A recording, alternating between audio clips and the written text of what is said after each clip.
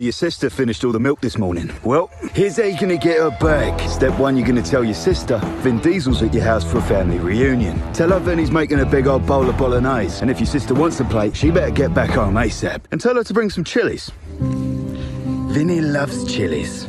Step 2, your sister arrives, says hi to Vinny, tells him he definitely could beat up Dwayne The Rock Johnson if he really wanted to, and then hands him a big old bag of chilies. Boom. Step 3, you grab the bag of chilies and throw them into Vin Diesel's mouth, causing him to immediately fall to the ground in anaphylactic shock. Wait a minute. Vin Diesel doesn't love chilies. He hates chilies. If we don't get him some milk right now, Vin Diesel might die. Quickly, sister. Run to the fridge and grab some milk. Quickly now, quickly. Oh, wait. You finished all the milk this morning, didn't you now? You selfish bastard. You finished all the milk and now Vin Diesel is dead. You didn't think about that one now, did you? You just didn't think. Boom.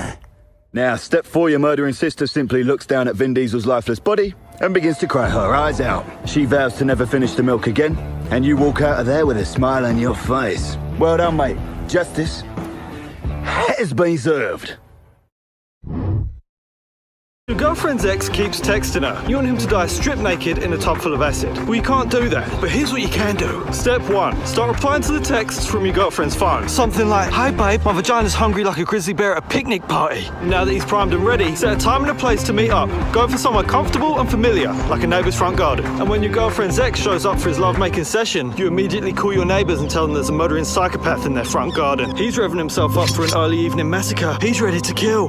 Boom! Multiple armed police are forcing your girlfriend's ex's face into the ground, screaming into his ear and folding his arm behind his back like a piece of f***ing origami. You then sprint as fast as you can to the scene, film the whole thing, and text that bad boy to your girlfriend. Didn't realise you like texting murderous psychopaths, honey. Bang! Your girlfriend freaks out, blocks his number, and acts like he never even existed. Well done. Sweet, sweet justice has been served. So your girlfriend's stolen your favourite sweatshirt.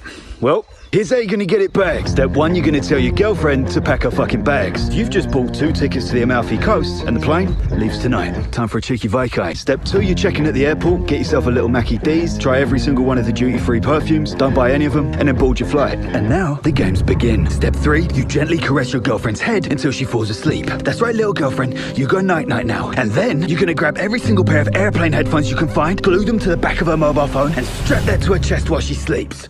Then jump out of your chair and shout, "Help me, Jesus, there's a terrorist on this plane and I do not want to die today. If somebody doesn't take her down right now, we're all going home in body bags." Boom! Step 4, the pilot jumps out the cabin and apprehends your terrorist girlfriend. You just grab your sweatshirt, smash a window, jump out of that plane and use your sweatshirt as a parachute all the way down to safety. Well done, mate.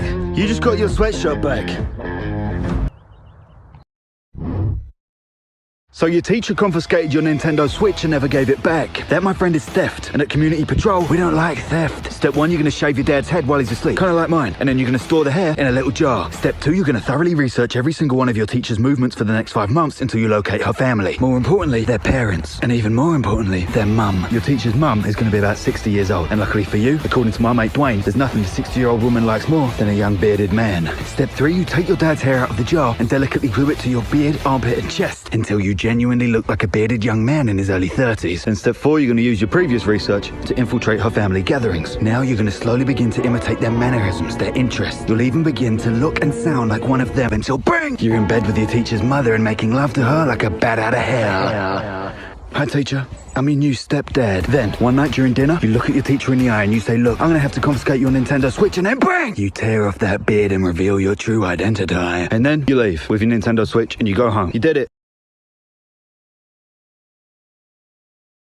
So, if your cousin's stolen your trainers and you want to get them back, well, you come to the right people. Here's what you're going to do. Step 1, you're going to plan a little vacation somewhere with a big f***ing mountain. Somewhere like Ben Nevis, which is a big old mountain somewhere in the UK. I don't know where it is. I don't really care where it is. You're just going to have to figure that out and go there with your cousin. But you're also going to bring someone else. Your grandma. What your cousin didn't realise while stealing your trainers is that you guys share the same grandma. And that innocent little grandma you share will now become a powerful tool in your plot to return your trainers.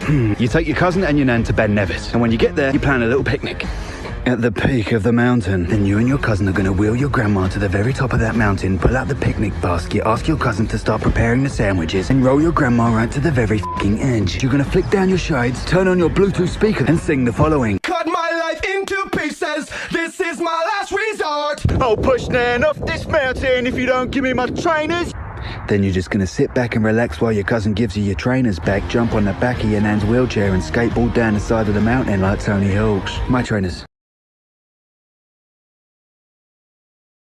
Okay, so someone stole your water bottle at the gym. Well, here's how you're gonna get it back. Step 1, you're gonna strip naked, go to the showers and lather yourself up in shower gel. You're gonna need a lot, so head to the lockers, check if any of them are still open, and grab as much shower gel as you can. Step 2, you're gonna lock every single door inside of that gym. Now, you need to be quick because you're naked, but I believe in you. Step 3, you're gonna light a match and hold it up to the smoke detector, and then scream, "Fire!